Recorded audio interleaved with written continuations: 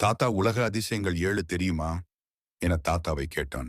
செல்லப்பேரன், அடே பயலே, எனக்கு தெரிந்த வாழ்வின் 7 அதிசயங்கள் வேற. புத்தகங்களில் இல்லாதது, தனியாக அதற்கு பாடமும் கிடையாது என்றார். அது என்ன தாத்தா? அப்படிப்பட்ட 7 அதிசயங்கள் உனக்கு சொன்னால் புரியுமா என்று தெரியவில்லை. இருந்தாலும் ஒரு நாள் உனக்கும் தெரிந்துதானே ஆக வேண்டும். அதை இப்போதே தெரிந்து கொள்ளேன். ஒன்றாவது, உங்க அம்மா இருக்கிறாளே, அவள்தான் இந்த உலகில், அதாவது உன் வாழ்க்கையில் முதல் அதிசயம். என்ன தாத்தா சொல்றீங்க நீங்க? ஆமாண்டா, அவள் தாண்டா உன்னை இந்த உலகத்திலேயே வரவேற்ற முதல் மனுஷி. 2, உங்க அப்பா இருக்கிறாரே, அவர்தான் இரண்டாவது அதிசயம். நீ சிரித்துக் கொண்டே இருக்க வேண்டும் என்று என்ன பாடெல்லாம் பட்டு இருக்கிறார் என்று உனக்கு தெரியுமா? பாசம் என்றால் என்ன என்று புரிந்து கொள்ள உதவிய ஜீவனாக உதித்தவர்கள்.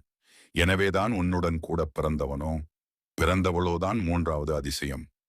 போதும் போதும் என்று நான் ஓடிவிட்டாலும் அருகில் இருந்த கமலா டீச்சர், தாத்தா சார், மேலே சொல்லுங்க, குழந்தைக்கு என்ன புரியும், எனக்கு சொல்லுங்க வென்றாள். அடுத்த வீட்டுக்காரி பேசாமல் இதுவரை முதலிருந்து தாத்தா பேசியதையெல்லாம் கேட்டுக்கொண்டிருந்தவள். நான்காவது அதிசயம் விசால புத்தி, மனோபாவம், மற்றவரை புரிந்து கொள்ளும் தாராள மனம், நட்பு என்று ஒருவரை ஒருவர் நேசிக்கும் சுபாவம் வர காரணமானவர்கள். ஐந்தாவது அடுத்தது குறைகளை நோக்காமல் நிறைகளை மட்டுமே பார்க்கும் தன்மை. யாரால் முதலில் வந்தது என்றால் உன் மனதை முதலில் கொள்ளை கொண்ட பெண்ணோ ஆணோதான். உலகையே, பெற்றோரையோ மற்றோரையோ அவனுக்காகவோ அவளுக்காகவோ எதிர்க்கும் தைரியம் வந்தது அந்த அதிசய பிறவியால் தான். எனவே அந்த ஜீவனே வாழ்வில் கண்ட ஐந்தாவது அதிசயம், அதாவது மனதுக்கு பிடித்த இறுதி வரை நீடிக்கும் வாழ்க்கை துணை. ஆறாவது அதிசயம் என்ன தெரியுமா? உன் பிள்ளையோ பெண்ணோதான் உன்னை சுயநலமற்றவனாக மாற்றிய முதல் ஜீவன். உன்னை விட மற்றவர் நலம் பற்றி நீ அறிய எண்ணங்கள் உன் மனதில் உதிக்க வைத்த அபூர்வ பிறவி.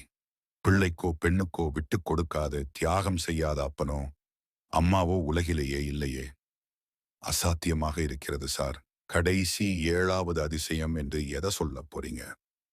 கமலா, ஏழாவது வாழ்க்கையிலே இன்னும் என்னம்மா பாக்கி இருக்கு? கடைசியாக இதுதான் ஏழாவது அதிசயம் என்று கொள்வது ஒருவனது பேரன், பேத்திதான்.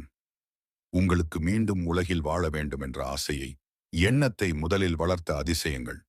திரும்பவும் உங்கள் வாழ்க்கை சக்கரம் உருண்டோட காரணமானவர்கள் இந்த அற்புதம் பேரன், பேத்திகள் தானே. அவர்களுக்காக நீங்கள் டான்ஸ் ஆடலையா, பாடலையா, குதித்து தூக்கி கொண்டு ஓடி விளையாடவில்லையா? ஏன், நம் குடும்பமே ஒரு அதிசயம்தான். நாம் எப்படி அதிசயத்தை வெளியில் தேடுகிறேமோ அதுபோல் மகிழ்ச்சியையும் நம் உள்ளே வைத்துக் கொண்டு வெளியில். உலகின் 7 அதிசயங்கள் வேறெங்கும் இல்லை, நம்முடனேயே. நன்றி.